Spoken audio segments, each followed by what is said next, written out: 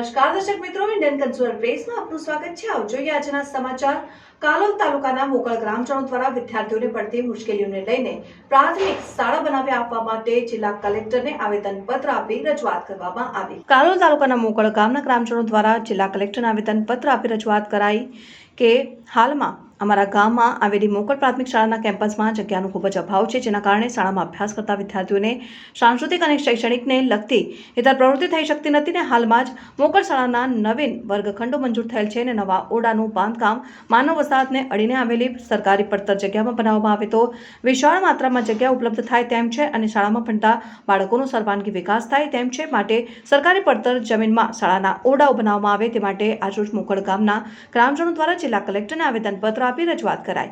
કાલોલ તાલુકાના મોકળ ગામના ગ્રામજનો દ્વારા વધુમાં જણાવ્યું કે આવનાર સમયમાં RTE/CT 2009 તથા નવી શિક્ષણ નીતિ પ્રમાણે બાળકોના ભવિષ્યને ધ્યાનમાં લઈને સરકારી જમીનમાં સ્કૂલ બાંધવામાં આવે તો સરકારી પેઢીમાં બાળકો માટે આશીર્વાદરૂપ સાબિત થઈ શકે તેમ છે।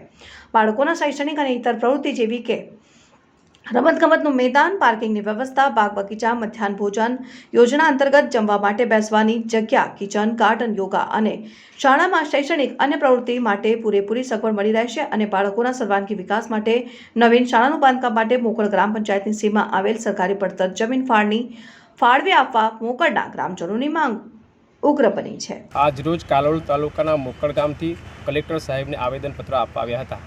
અમારી મોકળ પ્રાથમિક શાળામાં ધોરણ 1 થી 8માં લગભગ 350 જેટલા બાળકો અભ્યાસ કરે છે। અત્યારે જે સ્કૂલ છે ત્યાંનું કેમ્પસ સાવ નાનું છે અને બાળકોને ત્યાંના રમતગમત પ્રોત્સાહન, પછી જમવા માટેની સુવિધાઓ, પછી નવા ઓરડા માટેનું બાંધકામ, આ બધી જગ્યાના અભાવને કારણે કોઈ પ્રવૃત્તિ થતી નથી અને બાજુમાં આવેલી અમારે માનવ વસાહતને અડીને જગ્યા છે, ત્યાં જો આ સ્કૂલનું બાંધકામ થાય તો અમને બાળકોને સર્વાંગી વિકાસ મળે તેમ છે। એટલા માટે અમે આવેદનપત્ર માટે આપવા આવ્યા હતા। આજ રોજ કાલોલ તાલુકાના મોકળ ગામથી અમે 100-200 જેટલા માણસો આવેદનપત્ર આવ્યા છે કે અમારે પ્રાથમિક શાળામાં 1 થી 8 ધોરણમાં લગભગ 350 બાળકો અભ્યાસ કરે છે, જેમાં જગ્યાનો સાવ અભાવ છે। રમતગમતનું મેદાન મળતું નથી બાળકોને, શૈક્ષણિક તથા પ્રવૃત્તિ કરવામાં આવે તો બી બાળકોને જગ્યા મળતી નથી, જેના લીધે અમારી માંગ છે કે મોકળ ગામમાં પંચાયતની સરકારી જમીનમાં માનવ વસાહતને અડીને જગ્યા છે તો ત્યાં સ્કૂલ બનાવવામાં આવે તો બાળકોને મેદાન, રમવા માટે મેદાન, પાર્કિંગ તથા ઘણી બધી સુવિધા મળે તેમ છે। બાળકોના અભ્યાસ કરવા માટે ઘણો બધો સર્વાંગી વિકાસ મળે તેમ છે। તો અમારી બધાની માંગ છે કે સ્કૂલ ત્યાં બનાવવામાં આવે તો બાળકો આગળ જતાં બહુ આગળ વધશે। ક્રિકેટનું મેદાન બનશે, ત્યાં ખોખો છે, કબડ્ડી છે, દરેકના મેદાન બની શકે તેમ છે। ત્યાં આપ ક્યાં આવ્યા અને શું રજૂઆત કરી?